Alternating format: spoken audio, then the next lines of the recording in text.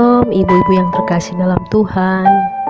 Pada kesempatan ini, mari kita luangkan waktu sejenak untuk merenungkan firman Tuhan. Tapi sebelum itu kita berdoa ya. Mari berdoa. Terima kasih ya Tuhan, jikalau pada kesempatan ini kami boleh diberi kesempatan untuk membaca dan merenungkan firman-Mu.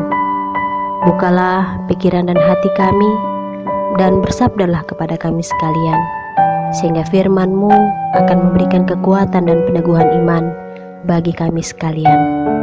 Terima kasih ya Bapa, ampuni segala salah dan dosa kami, dan berfirmanlah. Kami berdoa dalam nama Tuhan Yesus Juru Selamat kami yang hidup. Amin. Mazmur 90 ayatnya yang ke-12. Firman Tuhan, ajarlah kami menghitung hari-hari kami sedemikian, hingga kami beroleh hati yang bijaksana. Ibu-ibu yang sama dikasih Tuhan, ada seorang yang bergumul karena mengalami penyakit yang boleh dikata penyakit yang sangat kronis. Karena didiagnosa oleh dokter, ibu itu mengidap penyakit kanker kandungan. Meskipun demikian, ibu ini selalu percaya bahwa setiap kesulitan pasti ada jalan keluarnya. Sehingga ia pun berupaya untuk mencari dokter-dokter yang ahli di bidangnya untuk dapat memberikan alternatif penyembuhan bagi penyakit yang ia sedang alami. Ibu-ibu yang sama dikasih Tuhan, ada saat di mana ibu ini pun mengalami kekhawatiran dan ketakutan. Sehingga pada malam hari, ibu ini terpaku menatap langit-langit di kamarnya karena rasa takut yang mulai menyusup dalam hatinya. Namun dalam situasi seperti itu, ia berdoa kepada Tuhan. Dan setelah berdoa kepada Tuhan, ibu ini pun merasa lebih tenang. Ternyata dari perenungannya akan sabda firman Tuhan, ia mengaminkan bahwa hidup yang Tuhan berikan kepadanya sangat berharga, sehingga tidak boleh disia-siakan. Sehingga hal itulah yang terus memotivasi ibu ini untuk kuat dan terus berdoa meminta kepada Tuhan agar Tuhan memberi kesempatan kepadanya untuk sehat kembali, dan kiranya Tuhan memberi kesempatan kepadanya untuk mengisi hari-hari hidupnya sesuai dengan kehendak Tuhan. Ibu-ibu yang sama dikasih Tuhan, apa yang terjadi? Ternyata Tuhan menjawab semua rencana, impian, dan pergumulan ibu ini. Sehingga ibu ini berkata, Tuhan, terima kasih karena semua ini Engkau kuatkan langkah hidupku, dan Engkau membuat diriku tidaklah sia-sia di hadapan Tuhan, karena saya ini berharga di mata Tuhan. Dan biarlah untuk hari hidup yang Tuhan percayakan, saya dapat memanfaatkan dengan sebaik-baiknya.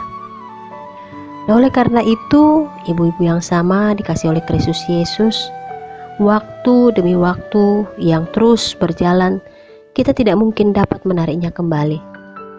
Sehingga satu-satunya cara kita yang bijaksana adalah mengisi waktu-waktu yang Tuhan percayakan dengan hal-hal yang baik, yang benar, yang berguna, dan membangun.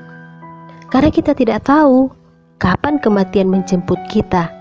Karena maut bisa datang kapan saja dan dengan cara apa saja.